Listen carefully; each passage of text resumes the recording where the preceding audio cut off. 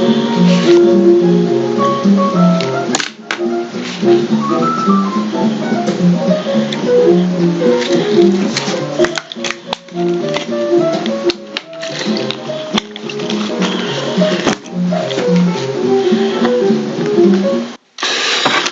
right, welcome back. Welcome back.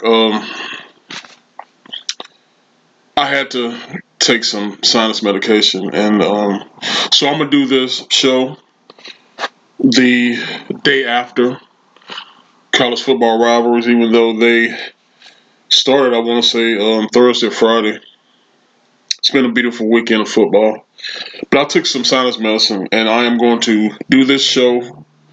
I'm going to be professional. I'm going to give you what you want,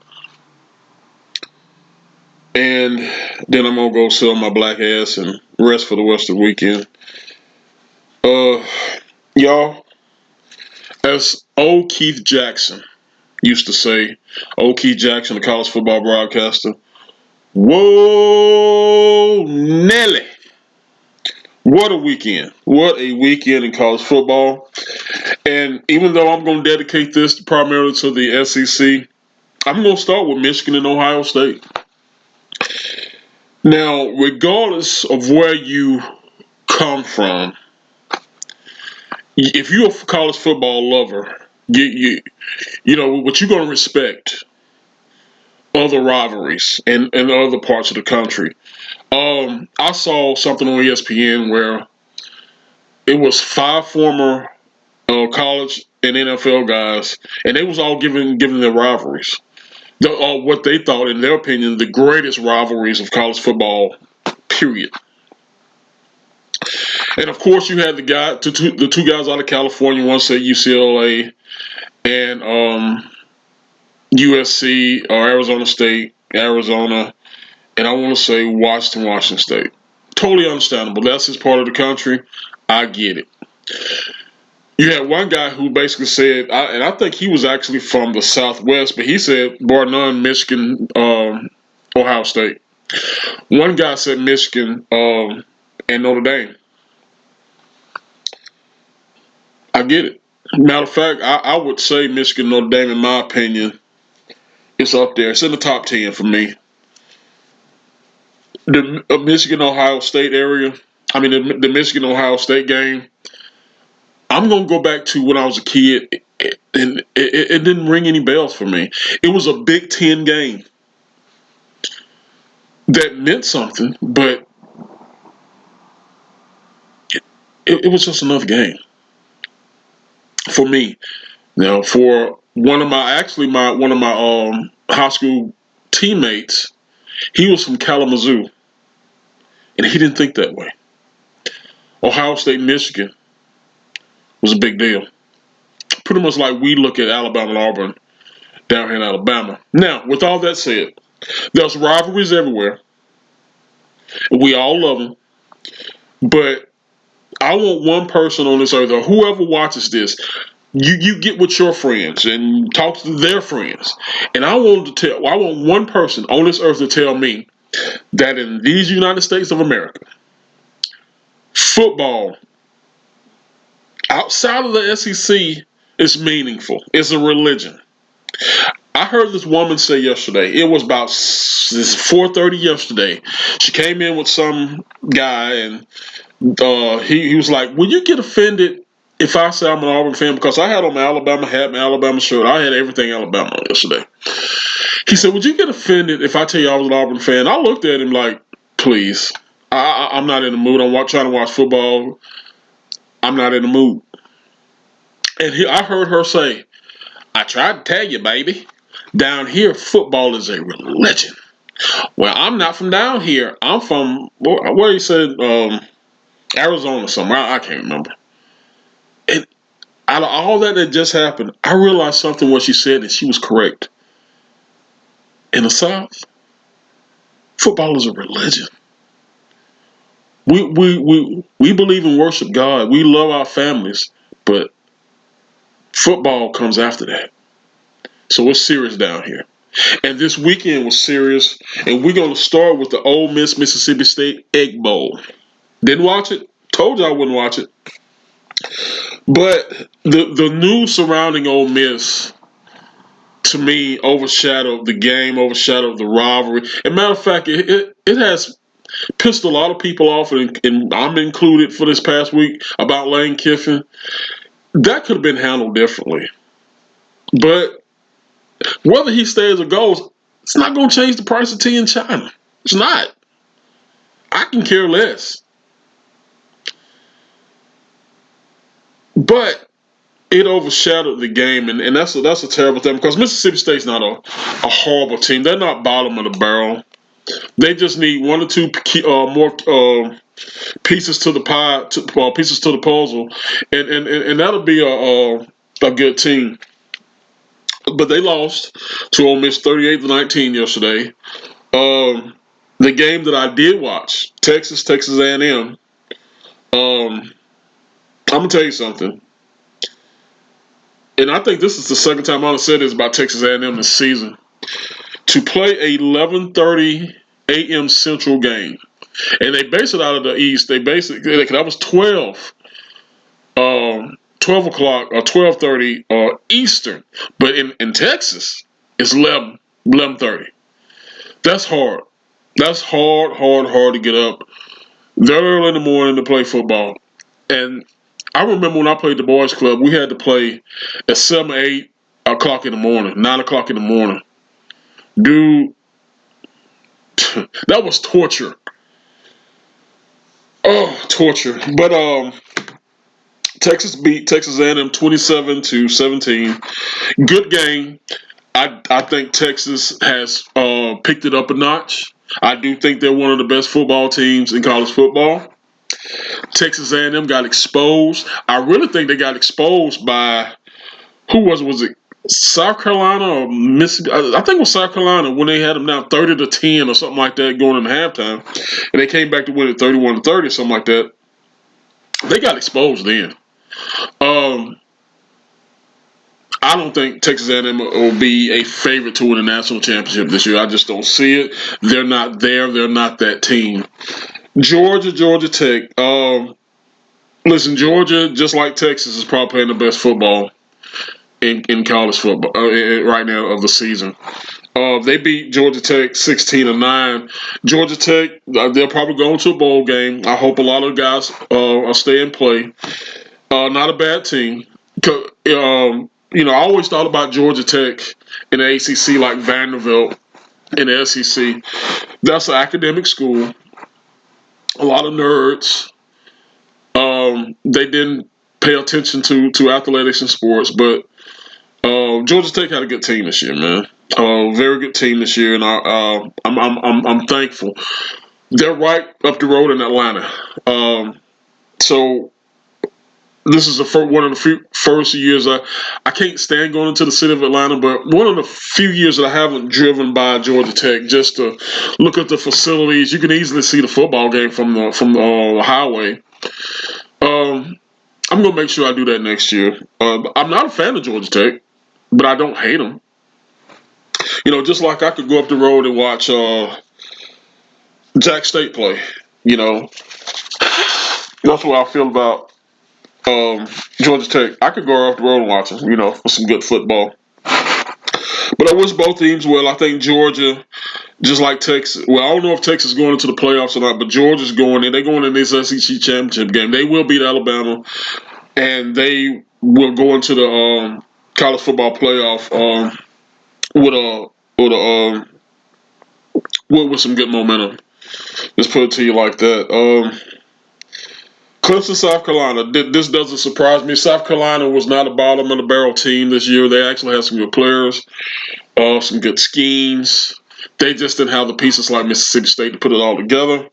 They won't be going bowling. Clemson will. Not sure of the record, but I know they'll be going bowling. I think it's 7-6 or something like that. They beat South Carolina 28-14. Just getting off the SEC for a minute, I did watch a little bit of the Arizona State game, just a hair. Some highlights. Arizona State's been one of them teams that ever since I was a little kid I was interested in. It was primarily cosmetic. Their uniform, their colors, and the symbol, the little sun devil. I've always, you know, liked their color schemes, and so I'm not a fan of any of the sports. I just love the color scheme. As a kid, I chose my teams by how pretty the helmets were, and how dope the jerseys were. I know that's not good, but as a kid, that's what I thought. So, and I also Washington State as well. I thought the same about Washington State. I love that purple and gold color scheme and that W on the side. To me, that's football. That's pageantry. And when they play Washington State for the Apple Cup, I've always liked that game as well. Outside of the SEC, um, Kentucky, Louisville. Now, the Georgia Tech, Clemson, South Carolina, and the Kentucky, Louisville, we all know that these are in-state rivals, but out-of-conference rivals. Um, Kentucky, bottom of the barrel.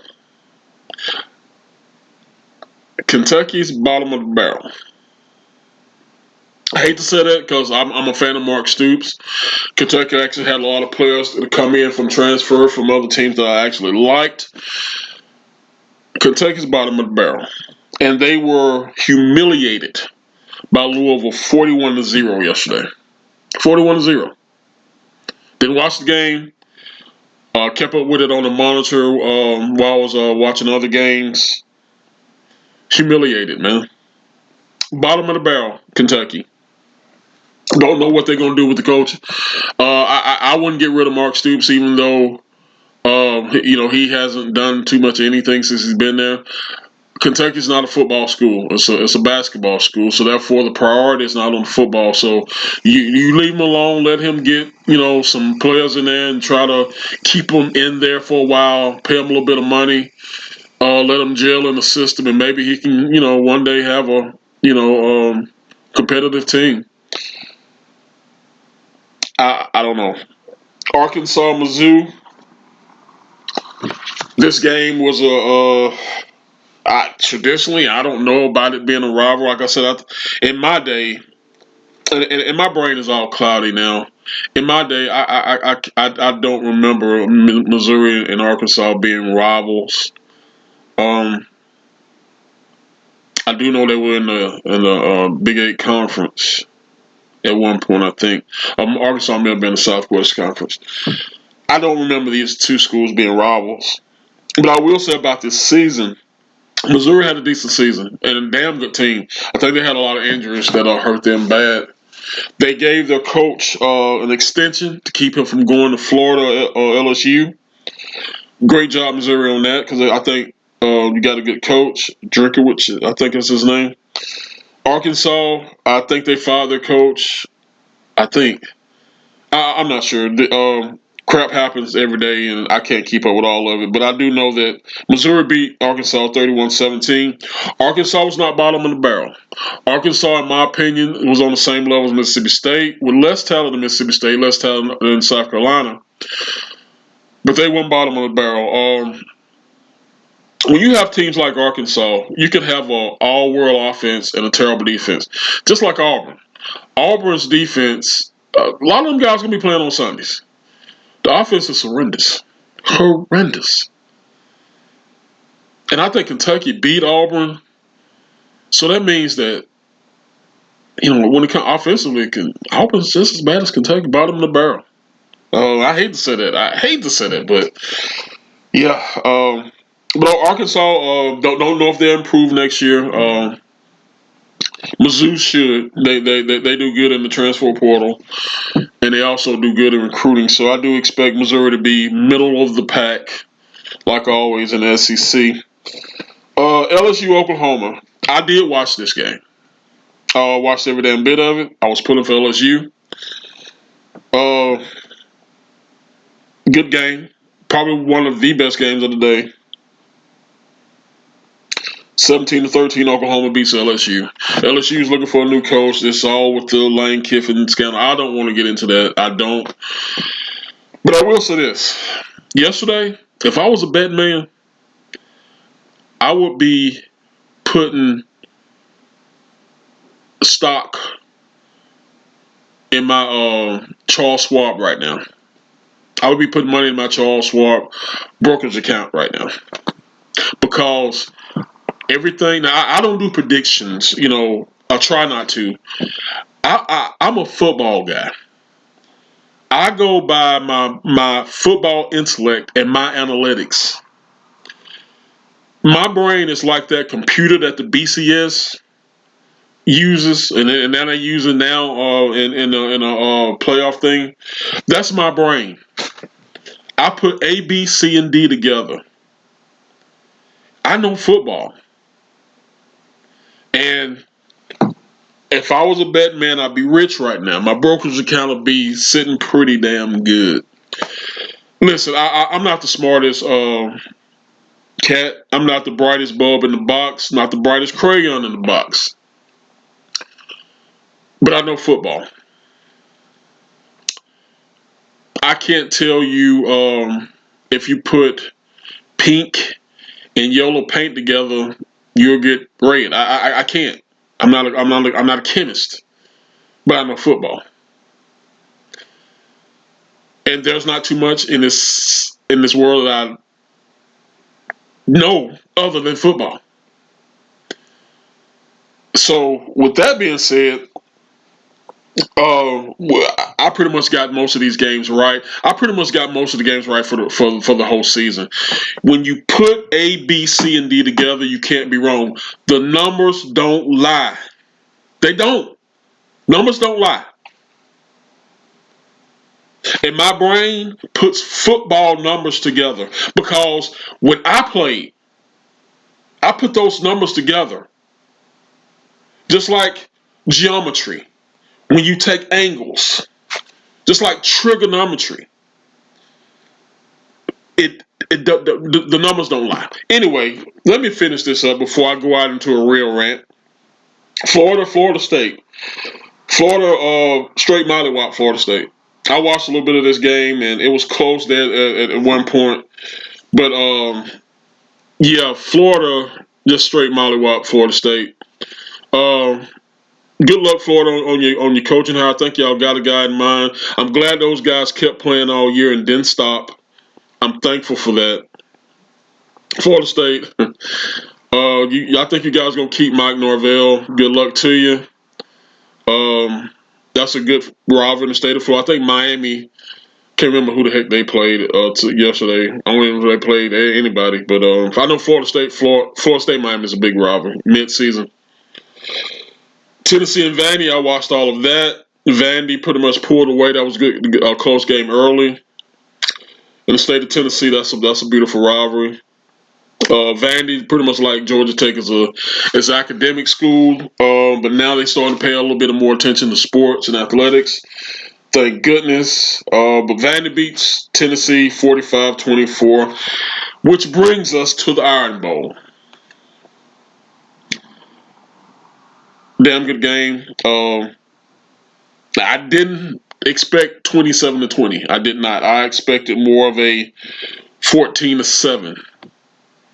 If you look at it like that, 27-20 was a 7-point difference, was spot on, but I didn't expect Alabama to hit any field goals. I didn't expect Alabama to get their extra points because the kicker's trash. The defense played their tails off. The offense is just something about that damn offense that just, I don't know. They got the athletes, world class athletes. They just, I don't know. Alabama's offense is not championship caliber, just not. Alabama beats Auburn 27-20. Beautiful weekend of football, y'all. Rivalry week. We can now go on to conference championship games. Might do a show on that. Break it down a little bit. The different conferences. The 12-team playoff thing. I just like the conferences. I don't know how they get down to one with tiebreakers and this and that. Listen, I'm over it. I just have to turn in on ESPN or something and get the rest of it. But when it comes down to the playoff thing, I'm assuming it's going to come after the conference championships. We'll get those numbers, those breakdowns, and we'll go on. But let me tell you about, other than the Iron Bowl for me, the number one rivalry in history when it comes to football, and that's Army Navy. Army Navy, to me, is what pageantry and tradition is all about. Of course, I served in the United States Navy. I'm very proud of that. But it's more than that football game. It's deeper than that football game, and that's why I got on this hat. My Navy uh, SEAL special, and I wasn't a Navy SEAL, so don't. I wasn't. Matter of fact, I wasn't too much of nothing in the Navy. I stayed sick the whole damn time. But this is um, just a hat that was worn by Navy SEAL. He was in he was in some serious stuff in operations, military operations, and I'm proud to wear his hat. He's gone now. God rest his soul. Um, we got to keep his. I'm gonna keep his memory in my heart.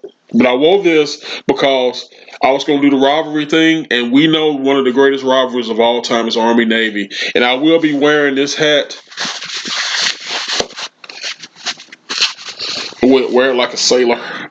Be wearing this hat. Come Army Navy game. But anyway, let me get out of here. You guys stay blessed, and as always, in the name of the Father, Son, and the Holy Spirit, keep him first. Keep your family first, and we love you. And we out in 3, 2, 1.